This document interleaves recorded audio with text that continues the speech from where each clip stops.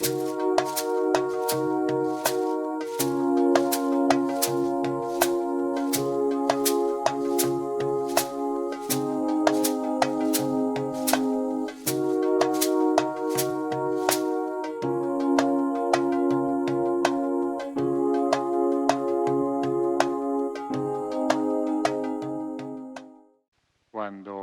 se va hablando de estos mundos, pues uno nunca termina. Y es parte de los mensajes permanentes de estos diálogos. La Maloca es un mundo, es un universo impresionante. Y cuando vemos inclusive hasta lo de las maderas, que es lo que nos junta con nuestra arquitectura, con los materiales con los que convivimos, pocas veces pensamos que los materiales nos dan tranquilidad y nos permiten pensar. Las maderas suaves, no las duras, las maderas de buen olor. Y quiero comentarlo es por una anécdota de la arquitectura, por no escuchar el conocimiento tradicional. En la Universidad Nacional, en la sede de Amazonia, en Leticia, construyeron un aula con una madera muy bonita. Tiene una veta perfecta, es rojita y muy apreciada para ver, pero nadie quería tener clase en ese salón porque el salón olía a caca. Obviamente las maderas no solo se escogen por escogerlas, sino por todo un sentido que tienen.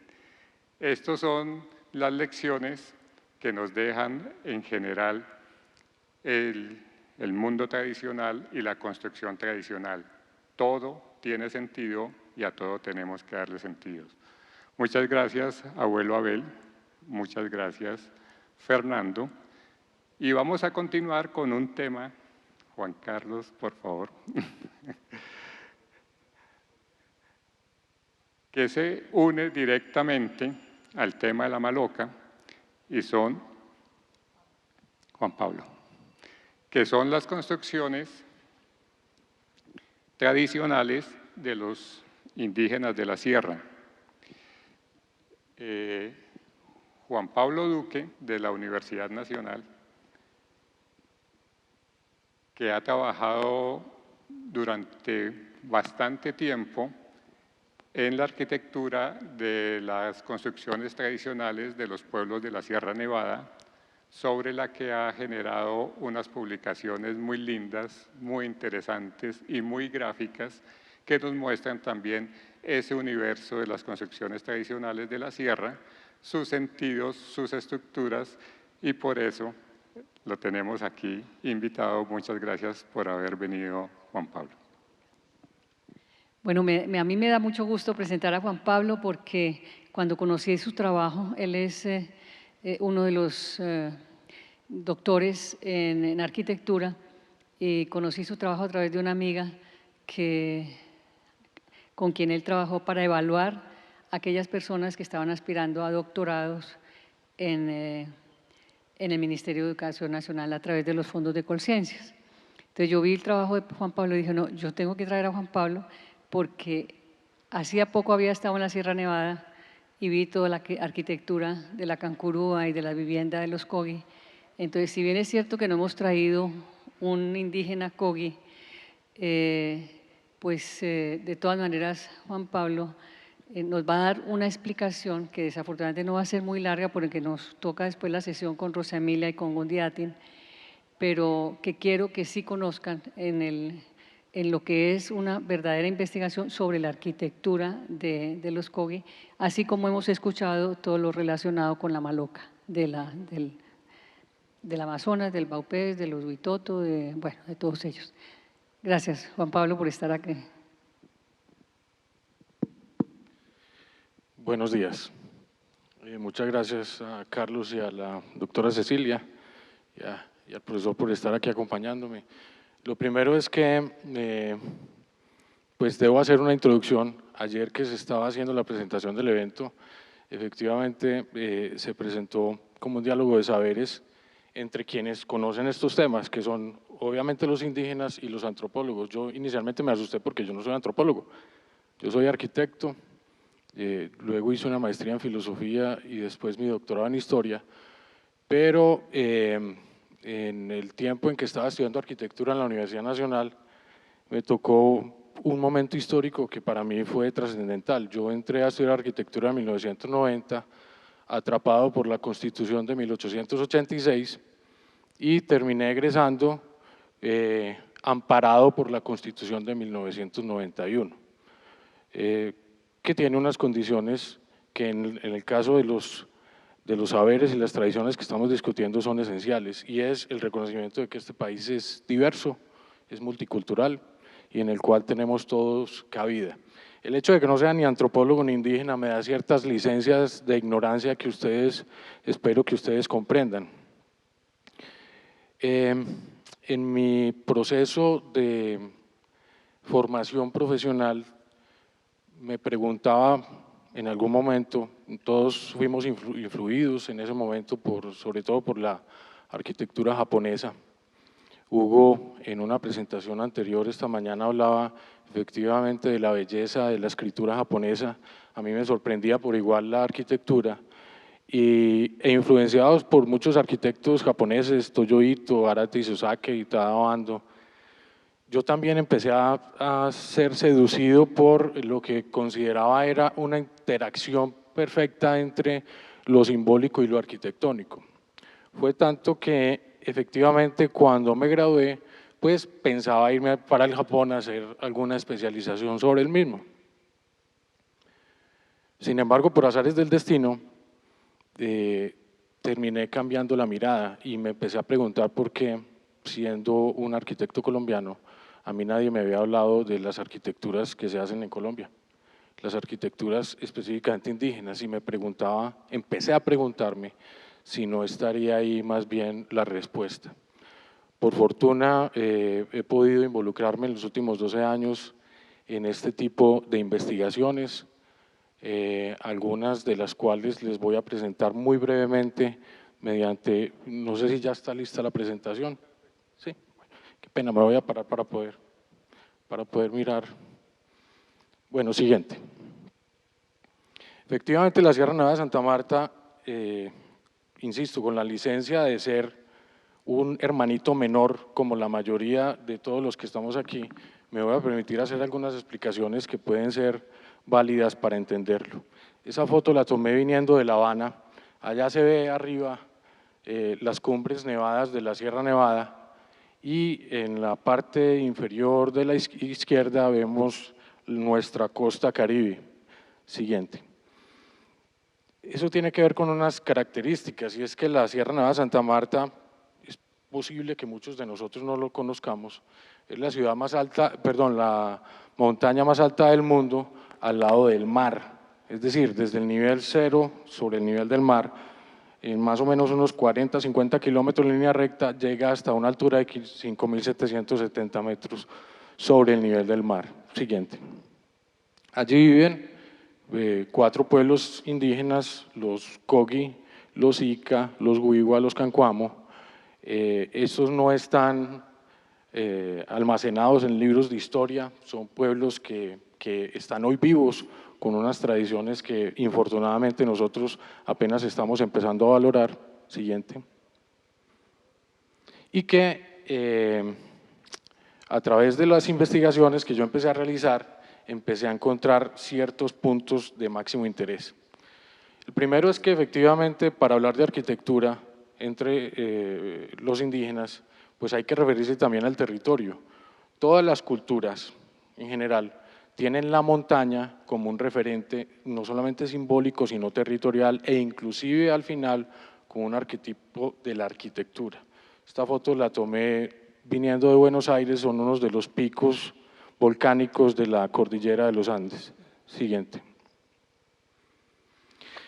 Esa territorialidad tiene que ver con algunos elementos que son circunstanciales para entender el territorio y posteriormente la arquitectura. Hay ciertas formas de dominio sobre el territorio.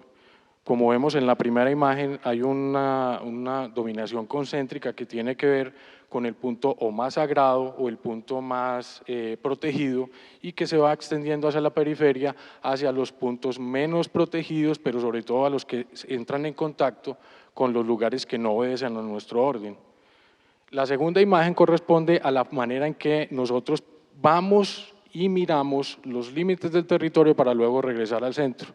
Son dos estructuras de dominación territorial a que se refieren pues muchos teóricos del tema. Finalmente, hay algo que creo que puede conjugar ambas formas de territorialización y de control sobre el territorio, que es efectivamente una en la que se enfatiza el centro, pero también el recorrido, es decir, lo estático y lo dinámico, y que de alguna manera hace parte de las simbologías, de los signos más importantes de todas las culturas. Siguiente. Por ejemplo, me encontré ayer que hablaba Milton de las molas y sus significados. Esta mola me la encontré yo en Panamá y la compré porque me pareció interesante el hecho de que tenía la misma figura de la que hablaban en el territorio. Sigamos. Aprovecho esta fotografía para agradecerle a la comunidad de Nausima que me ayudó en parte a hacer mis investigaciones y a la comunidad de Saminachi, que es conocida como San Miguel en los mapas, entre los Kogi. La construcción de los Kogi específicamente tiene pues es en Nausima, que esta es una de las viviendas que hay allá, tiene una conformación que inmediatamente nos referencia con la montaña y con el centro del mundo, como es considerada como un arquetipo. Siguiente. Esa montaña tiene que ver ¿con qué? Con esta relación. Esta es una fotografía de esas que puede uno bajar por internet, donde vemos claramente que la Sierra Nevada tiene una conformación geomórfica que es muy interesante. Tiene efectivamente tres vértices, un vértice que da hacia el occidente, ahí se ve claramente la ciénaga del Magdalena, Barranquilla, un poquito La Mancha, que es Santa Marta. En la parte central se ven las nubes que están por encima de los tres picos nevados. Hacia el suroriente vemos la vertiente que da hacia el Valle de Upar y hacia el norte la vertiente que da sobre el Mar Caribe. Eso nos permite entender que efectivamente hay una complejidad bien interesante desde lo geométrico y geomórfico, en el sentido en que efectivamente se ve cómo desde el nivel cero sobre el nivel del mar hasta las cumbres más altas pues hay una línea directa de ascenso. Sigamos. Y que en efecto es como una especie de gran montaña, es un grupo montañoso pues formado por una cantidad de pequeñas colinas, pero que efectivamente en general lo que conforman es una gran montaña, que tiene unos puntos específicamente importantes. Esta foto es en Río Hacha, es la desembocadura del río Ranchería. Sigamos. Bueno, lo interesante, sigamos y ahorita mostramos las animaciones. Pasemos a la siguiente. Bueno, este es Saminachi. Aquí podemos ver una cosa que termina siendo esencial en la explicación de la arquitectura y del territorio en la Sierra Nevada, y es la siguiente. Como nosotros vemos ahí en esa imagen muy claramente especificada, vemos que cada casa es una especie de montaña pequeña. Al fondo vemos las colinas y podríamos entender a través de esta imagen una relación simbiótica que es interesante, y es que efectivamente para los indígenas cada una de estas casas es una montaña pequeña, pero a su vez cada una de las colinas es una casa grande. Y en el mismo sentido de reciprocidad encontramos que el poblado es una Sierra Nevada en pequeño, pero aquí al mismo tiempo la Sierra Nevada es un gran poblado y un gran templo, que es a lo que nos vamos a referir a continuación. Sigamos.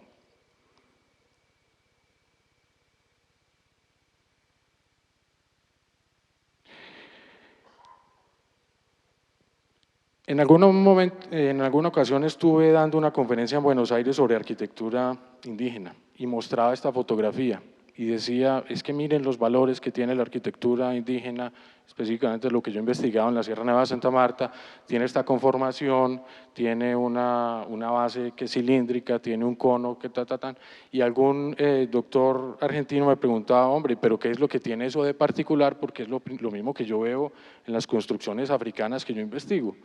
El asunto es más que esto es simplemente el contenedor de una cantidad de elementos simbólicos que aparecen en el interior en este caso una vivienda, pero sobre todo las casas ceremoniales, que son explicadas a través de su relación con ciertos mitos de origen. Siguiente. Esta es la casa del Mamo que queda en en Saminachi, donde se ve efectivamente el ápice vertical, desde el cual se despliegan hacia las periferias, se va separando el agua oscura y aparece lo que es un primer disco. Es un primer disco territorial sobre el cual estamos nosotros parados. Ahorita vamos a ver una animación que lo muestra mejor, y que a través de ese elemento vertical lo que se hace es, a la manera pues, de nosotros los occidentales, entre comillas, es como trazar con un compás un límite específico de lo cognoscible y de lo incognoscible, es decir, de lo oscuro y de lo que es perfectamente verificable. Ese primer disco es tejido, pero seguidamente a través de una espiral empieza a desplegarse hacia el punto superior, pero igualmente en el mundo de lo invisible, en el mundo opuesto, otra espiral que va desplegándose. Eso al final nos va a dar una conformación, que es la estructura bicónica del universo en la Sierra Nevada. Ese cosmos que tiene un cono hacia arriba, positivo, y un cono invisible hacia abajo, a su vez nos va a entregar la conformación de 4 discos superiores y 4 discos inferiores, es decir, 4 visibles más el lugar donde estamos nosotros parados y 4 invisibles que están en el mundo de lo que no es perceptible para nosotros. Hasta ahí, esto pues es simplemente la conformación del universo cosmogónicamente planteado, pero es donde empezamos a encontrar la relación con el templo sagrado. Siguiente. Efectivamente, cuando uno va, digamos, esto fue un caso pues fortuito, pero completamente fabuloso para nosotros, en la construcción de la vivienda o de la construcción sagrada tiene esas mismas características. En el momento en que se decide, a través de la señal que da el mamo correspondiente, de que llega el momento, que es el día propicio y que es el lugar propicio, lo que se hace es lo mismo que hace la madre original en el momento de trazar el lugar y trazar específicamente el disco inicial a partir del cual va a aparecer la casa sagrada, en el caso del que estamos hablando, pero también es una recreación de la forma en la que se crea el mundo. Entonces, efectivamente aparece un elemento vertical, es trazado como una especie de compás para configurar esa forma inicial. Esto tiene que ver con algo que es esencial en la relación territorial y cosmogónica. Como veíamos en la fotografía satelital, hay efectivamente este este eje vertical que pasa exactamente por el cerro más alto de la Sierra Nevada de Santa Marta, es a su vez el centro del universo. No es solamente el centro de la Sierra Nevada, no es solamente el centro de la costa caribe colombiana, es el centro del universo. Y en ese mismo sentido, en el momento en que se traza este punto, se está generando una recreación de centro de universo, específicamente en el centro geométrico de lo que va a ser el templo sagrado. Siguiente. Estas animaciones las vamos a ver apenas terminemos la explicación. Sigamos.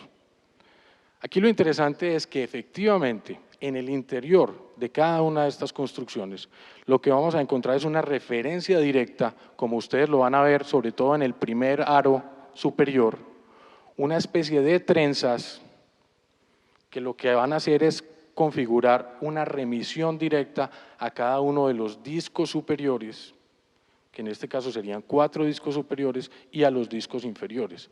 ¿Qué es lo que tenemos aquí en este sentido? Que en el interior del templo lo que vamos a visualizar es la estructura misma del cosmos. Es una referencia directa al universo, es una casa universo que está, en la cual se contienen muchas otras características. Por ejemplo, algunos de los mitos originarios de los Kogi y en general de los indígenas de la Sierra Nevada de Santa Marta hablan de 4 seres espirituales primigenios que a partir del momento en que se crea el universo van a desplegarse hacia los puntos cardinales. Y efectivamente, como cada uno de estos cuadrantes del círculo va a tener uno de estos seres espirituales, ahí va a haber un centro de mundo particular que está conformado en el interior de estos templos por fogones. Hay 4 fogones específicamente en los cuadrantes y son los dominios de cada uno de estos seres espirituales. Sigamos. Efectivamente ahí vemos al menos dos de los discos superiores, conformados, como ya dije, por estas trenzas de elementos vegetales. Sigamos.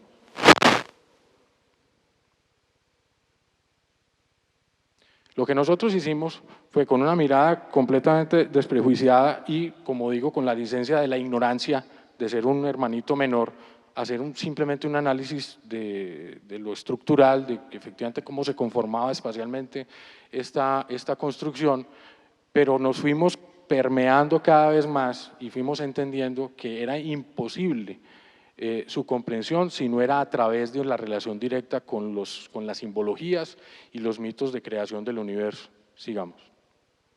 En ese sentido, lo que logramos fue determinar una estructura explicativa para que, en mi caso, mis alumnos de arquitectura entendieran que efectivamente la arquitectura que a uno le enseñan, es decir, a mí me parece increíble que a mí me dieran información sobre arquitectura europea, arquitectura americana, arquitectura asiática, pero nadie me hablara de las arquitecturas estrictamente colombianas, regionales, que son específicamente las indígenas.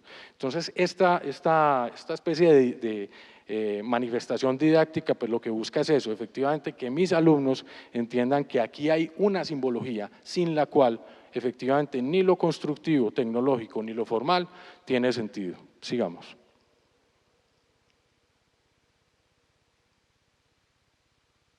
Ahora, a través de esta investigación aparecieron otras incógnitas.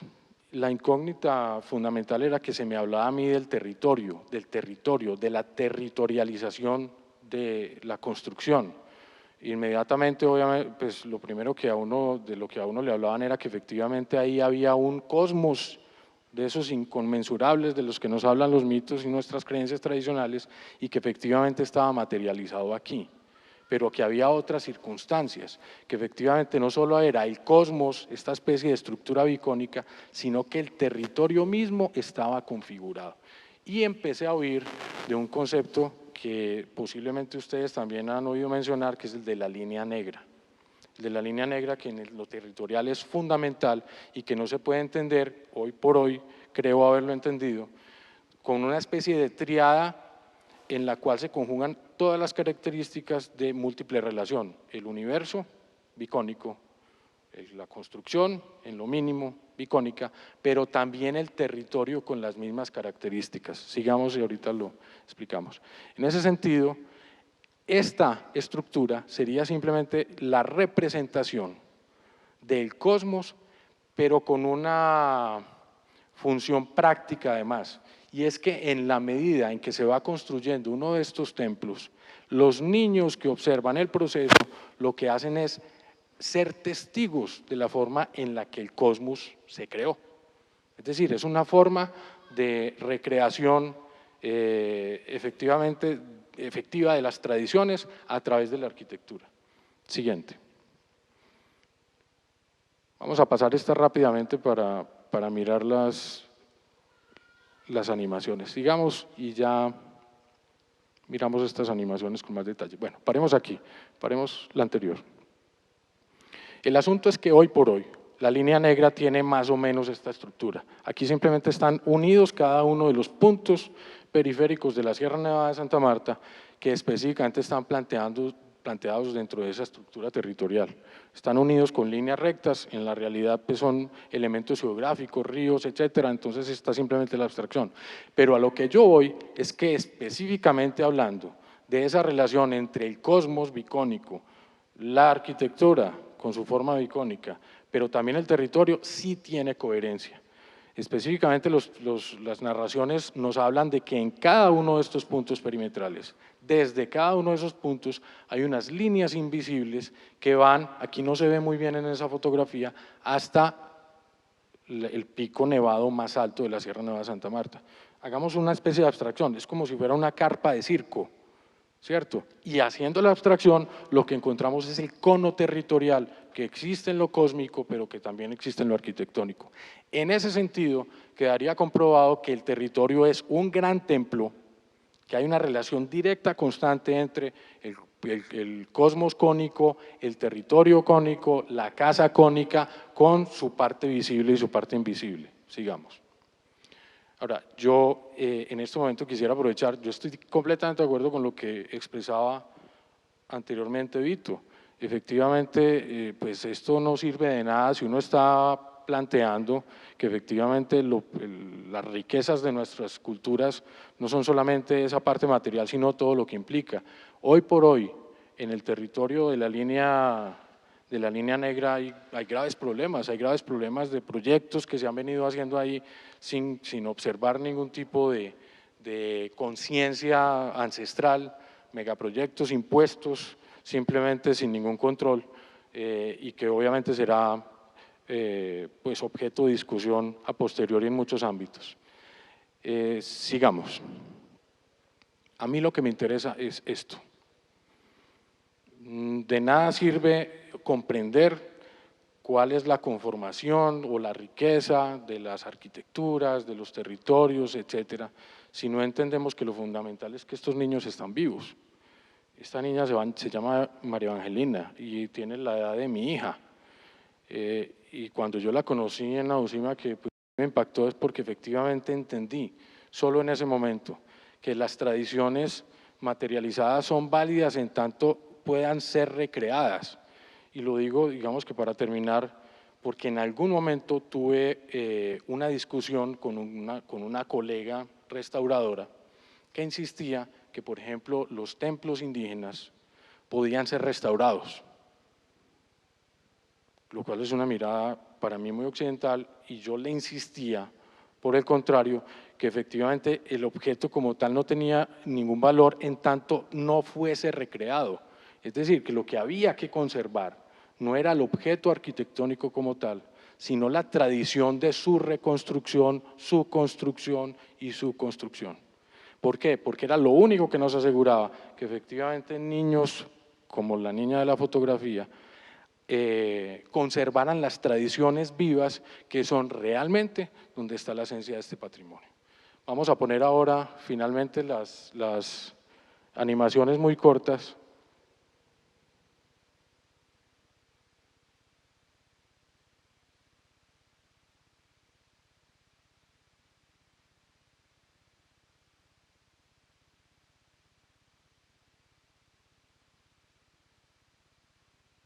Bueno, aquí lo importante, bueno, ahí son algunos elementos explicativos, la Sierra Nevada de Santa Marta, como efectivamente morfológicamente se enfrenta. Es una cosa inexplicable. En algún momento una compañera del doctorado estuvo en Suiza y se unió con un grupo de investigadores de la montaña, allá le llaman así, porque Suiza tiene unas características pues, que ligan la montaña con la cultura, con la multiculturalidad, hacia Italia, hacia Francia, al lado austriaco, etcétera, etcétera. Y ella le comentaba a uno de estos investigadores que aquí efectivamente en Colombia hay una montaña que tiene unas características culturales muy profundas. Y entonces el investigador le decía, y hace parte de la cordillera de los Andes. No, está aparte, está completamente rodeada de espacios llanos, el Valle de Upar, la parte del Magdalena, la península de La Guajira, el mar, etcétera, y la verdad es que la persona esta se quedaba realmente sorprendido. Y es lo que nos ayuda a entender por qué en lo territorial también esta estructura se repite. Esos son unos elementos explicativos que usamos para no solamente explicarle a mis estudiantes, sino que yo siempre pensé en que esto me sirviera a mí para explicarle a mi hija cuáles eran las características reales, las importancias reales de esta multiculturalidad colombiana.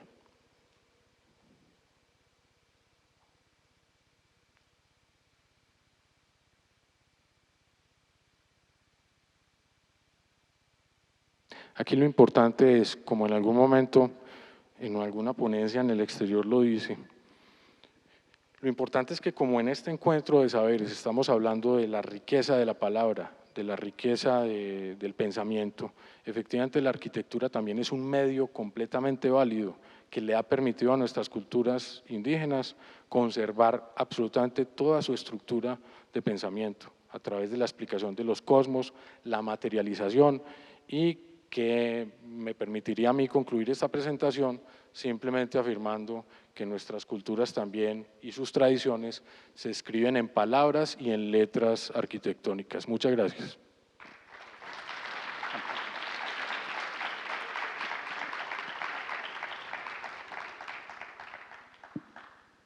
Muchas gracias, Juan Pablo.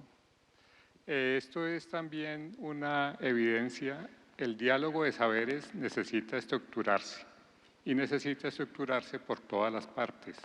En el mundo académico, en donde está entrando, en donde se maneja un lenguaje y toda una institucionalidad y unas relaciones, cuando no se ha tenido en cuenta esto es una sorpresa enorme encontrarla, descubrirla, pero es una maravilla enorme el poderla describir y poderla contar como lo ha contado Juan Pablo.